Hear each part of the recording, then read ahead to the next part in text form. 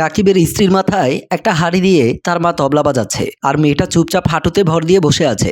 রাকিব ঘরে ঢুকে অবাক হয়ে বলল, কি হলো মা, তুমি এসব কি করছো? শাশুড়ি পাতিলটা হাতে নিয়ে বলল, কেন দেখতে পাচ্ছিস না তবলা বাজাচ্ছি? তুমি এটা দিয়ে তবলা বাজাচ্ছ, তাও আবার ওর মাথার উপর? ব্যাপারটা কি খুলে বলবে একটু আমাকে? তার স্ত্রী তার মায়ের পাশে দাঁড়িয়ে আছে মাথা নিচু করে। তার মা বলল, না বোঝার কি আছে, ওর মাথার উপর এটা রেখে তবলা বাজাচ্ছি। অর্থাৎ তোর কথা মতো ওকে রেখেছি। মানেটা কি?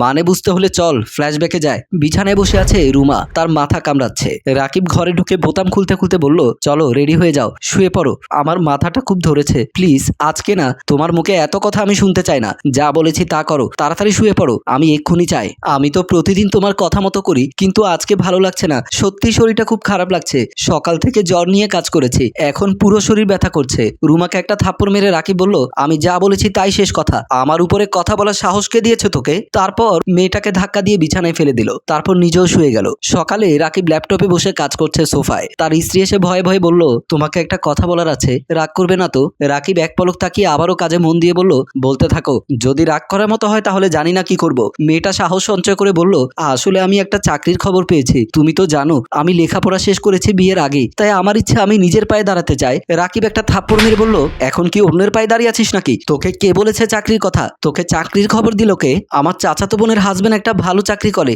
উনি অফার করলেন। ও, চাকরির নামে তাহলে তার সাথে গিয়ে পিরিত করবি, আর আমি সব মেনে নেব ভেবেছিস? রাকিব আবারও একটা থাপ্পড় মারলো তার স্ত্রীকে। চোখে জল মুছে রুমা বলল, তুমি নেগেটিভ ভাবে দেখছো কেন? তাছাড়া উনি আমার থেকে বয়সে অনেক বড়, আমি আসলে আপুকে বলেছিলাম, তাই আপুর কথা উনি আমাকে খবরটা দিয়েছে। রাকিব কথাটা শুনে আবারও থাপ্পড় মারলো। তোর কোনো চাকরি বাকরি করা চলবে না, আমার ঘরে থাকবি, আমি যা খাওয়াবো তাই খাবি, যেভাবে রাখবো সেভাবেই থাকবি, আরেকবার চাকরির কথা মুখে আনলে চাকরি করার মতো অবস্থা রাখবো না। আরেকদিন ঘর ঝাড়ু দেওয়ার সময় কলিং বেলের শব্দ শুনে দরজা খুলে দিল রুমা। আক্কাস বলল, আপা ময়লাগুলো দিয়ে দেন। রুমা দরজার পাশ থেকে ময়লার পলিথিনটা দিয়ে বলল, কেমন আছো তুমি? শরীর সুস্থ হয়েছে?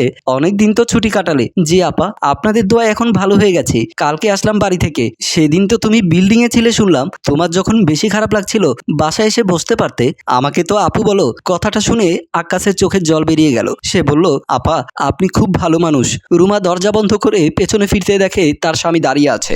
সে কাছে গিয়ে কিছু একটা বলতে চাইলে তাকে চর মেরে বলল, তোর আর কার কার সাথে পীড়িত আছে বল? এটা তুমি কি বলছো? আমি তোমাকে ছাড়া কারো কথা স্বপ্নেও ভাবতে পারি না। রাকিব আবার চর মেরে বলল, তুই আমাকে যদি মিথ্যে কথা আর বলিস, তোকে মেরে এখানেই পুঁতে ফেলবো।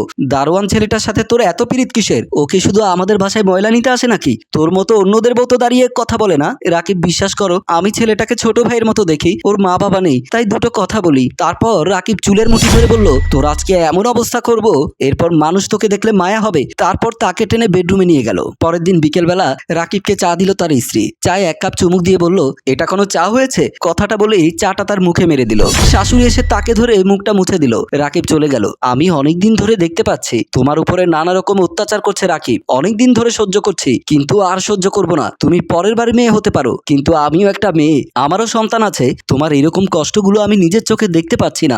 থাক মা, কিছু বলবেন না, আমার ভাগ্যে যা আছে তাই হবে। কেন বলবো না? আমার ছেলেকে যখন আমি মানুষ করতে পারিনি তখন তার দায়ভার আমার। তুই কিছু চিন্তা করিস না, ভেবেছিলাম ছেলে বড় হয়েছে তাই অনেক কিছু দেখেও না দেখার মতো ছিলাম, কিন্তু এখন দেখছি যদি আমি কথা না বলি তাহলে আমার ছেলে দিন দিন আরো শয়তানের বশে চলে যাচ্ছে। তোর মতো একটা লক্ষ্মী মেয়েকে স্ত্রী হিসেবে পেয়েও ছেলেটার একটুও হুঁশ নেই। রুমা শাশুড়ি তার চোখের জল মুছে দিয়ে বলল, তুই আমার ছেলের বউ না, আজকে থেকে আমার মেয়ে হয়ে থাকবি, দেখি তোর গায়ে কে হাত দেয়। রুমা শাশুড়িকে ধরে অঝরে কাঁদতে লাগলো। ফ্ল্যাশব্যাক শেষে তোকে স্পষ্ট জানিয়ে দিচ্ছি, এখন থেকে আমি বৌমার পাশে এসে দাঁড়িয়েছি। তুই যদি আর কোনোদিন ওর গায়ে হাত তুলিস, অকারণে বকাঝকা করে অপমান করিস, ওকে তোর হুকুমের গোলাম করে রাখার চেষ্টা করিস, তাহলে মনে রাখবি এ বাসায় তোর কোনো জায়গা নেই। রাকিব বলল, মা তুমি যা বলেছো সবকিছু ঠিক বলেছো, কিন্তু একটা কথা তুমি জানো না। রাকিবের মা উত্তেজিত হয়ে বলল, তুই আমাকে আর কিছু শেখাতে আসিস না। রুমা বলল, মা আপনি ওর কথাটা একবার শুনুন। রুমার কথায় রাকিবের মা একটু নরম হয়ে বলল, আচ্ছা ঠিক আছে, কি বলবি বল। রাকিব বলল, মা আমি ওর সাথে খুব খারাপ ব্যবহার করেছি, তুমি তো দেখেছো, সবকিছুই জানো, কিন্তু মাঝখানে কিছুদিন তুমি খালার বাসায় গিয়েছিলে, তখন একদিন রাতের বেলা বেডরুমে রাকিব ফোনে কথা বলছে, তাকে উপাস থেকে তার বন্ধু হুমকি দিচ্ছে বারবার, দেখ 3 দিনের মধ্যে যদি আমি টাকাটা না পাই তাহলে কিন্তু তুই নিজেও বুঝতে পারছিস না আমি তোর কি করতে পারি। এভাবে গত 3 মাস ধরে ঘোরাচ্ছিস, গত 2-3 মাস ধরে 3 দিন 5 দিন 7 দিন অনেক সময় নিয়েছিস। দেখ বন্ধু, আমাকে আরেকবার সময় দে, আমি তোকে টাকাটা দিয়ে দেব। দিলাম তো সময়, 3 দিনের সময় বেঁধে দিচ্ছি, যদি আমাকে দিতে না পারিস তাহলে তোর ঘরে গিয়ে তোর কি অবস্থা করে দেখবি।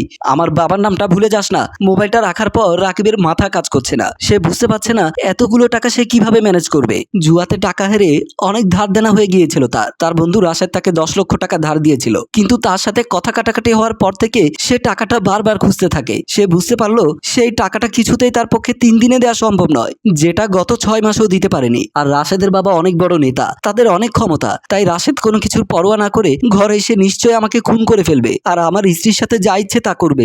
এসব হওয়ার চেয়ে আমি এক্ষুনি মরে যাওয়াই ভালো। তারপর সে একটা ওড়না নিয়ে ফ্যানে ঝুলিয়ে দিতে চাইলো। রুমা এসে তার হাত ধরে বলছে, তুমি কি করছো এসব? কেন এমন করতে যাচ্ছ?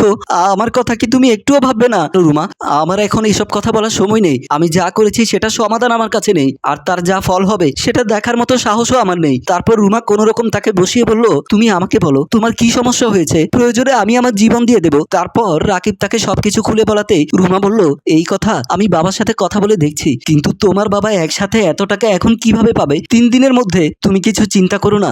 আসলে ছোটবেলা থেকেই আমার বাবা আমার জন্য একটা ডিপিএস করে রেখেছিল, সেটার মেয়াদ পূর্ণ হয়ে গেছে। আমাকে বাবা ফোন করে বলেছিল গত সপ্তাহে, তাই আমি বাপের বাড়ি যেতে চেয়েছিলাম। টাকাগুলো তুলে এনে তোমাকে দেব যেন তুমি ব্যবসাটা আরো বড় করতে পারো, কিন্তু তুমি তো যেতে দিলে না। আমি তোমাকে হারাতে চাই না রাকিব। মেয়েটা তাকে জড়িয়ে ধরলো। রাকিব চিন্তা করে অবাক হলো, এই মেয়েটাকে এত অত্যাচার করি আমি, কিন্তু মেয়েটা আমাকে এত ভালোবাসে কেন?